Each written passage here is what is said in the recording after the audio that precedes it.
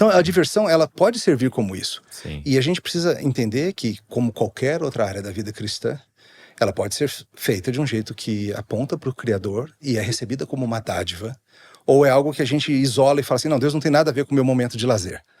Sendo que você devia estar olhando e falando assim, cara, Deus te deu, por exemplo, você gosta de jogar tênis, Deus deu um corpo que é capaz de se mover em velocidade, em sincronizar os movimentos finos de coordenação de olhos e mãos para rebater uma bola, o suor que vem com isso, as substâncias químicas que libera no seu corpo e te traz sensações de euforia, de alegria e tudo mais. Foi Deus que te projetou assim. E você pode jogar uma partida de tênis e acabar aquilo e falar, Senhor, obrigado por ter me dado essa hora e meia. Obrigado, Senhor, pela leveza de um corpo que funciona, que anda, que faz isso. Obrigado.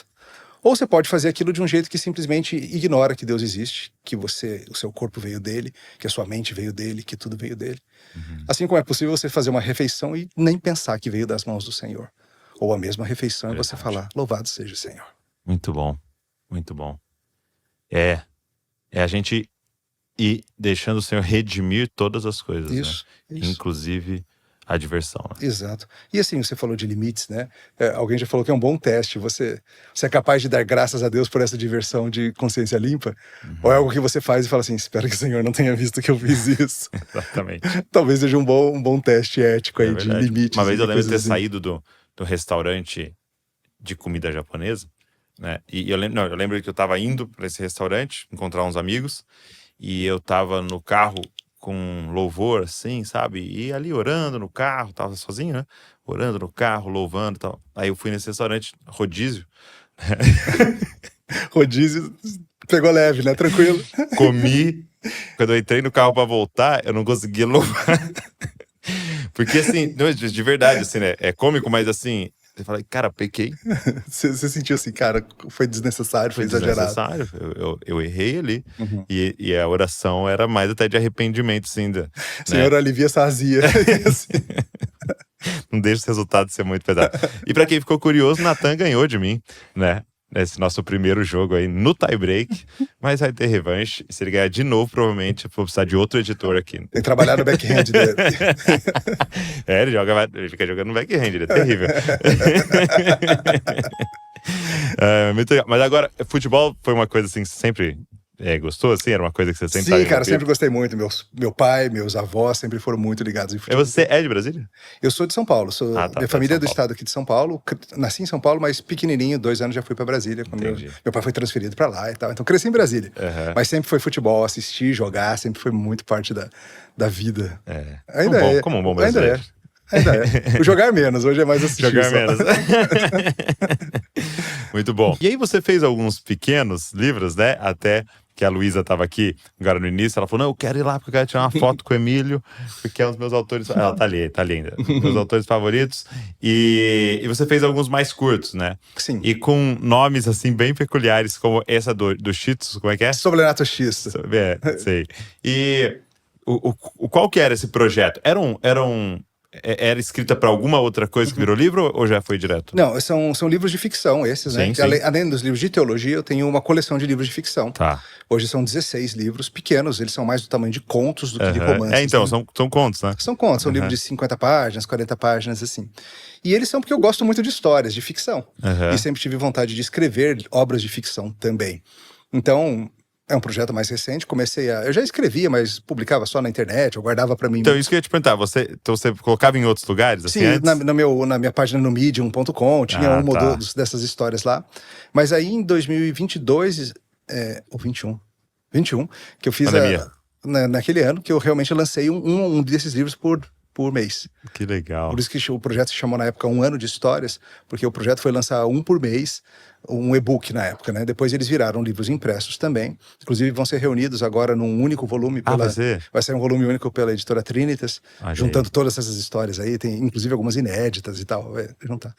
E por exemplo, sobrenato... X. Certo. Veja... Que eu lembro que é o cachorrinho, né? É o cachorrinho. Tem história de todo tipo. Tem história de romance, boy meets girl, tem road trip, tem ficção científica, fantasia. Eu me meti a escrever tudo que é gênero de ficção aí. E o Sobrenato Xisto é como a criança da história fala Sobrenato Shih Tzu. Porque a ideia é que, meio que do nada, alguns cachorros, especificamente da raça Shih Tzu, começaram a manifestar alguns poderes inexplicáveis.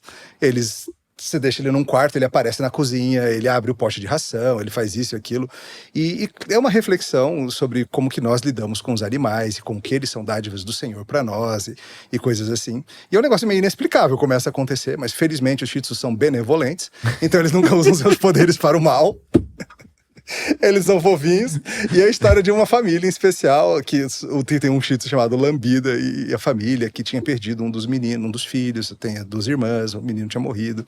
O cachorrinho chegou nesse momento em que a família tinha perdido um filho num acidente terrível e tal. Então é uma reflexão no meio de uma história sobre qual que é o papel dos animais na criação de Deus e como que eles agem e o que Deus faz com a gente através deles e neles através de nós também. Muito bom.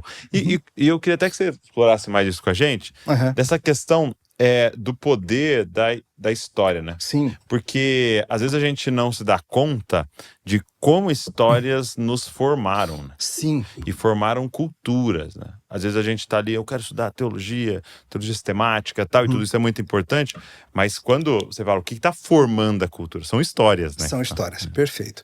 Inclusive, meu próximo livro, que sai agora em junho, pela editora Thomas Nelson, é sobre pregação e histórias. Então vai ter que voltar. Especificamente sobre isso, sobre o poder das histórias para o coração humano. Eu vou falar um pouquinho disso na aula amanhã também. Amanhã é para a préviazinha do livro. Ele tá dando aula na Jesus Coffee School também. Sim, tá sendo um prazer estar lá. E é muito interessante como nós nos vemos em termos de histórias, né? Todos nós temos histórias formativas de vários níveis. Nós temos, como brasileiros, as nossas histórias formativas da nossa nação.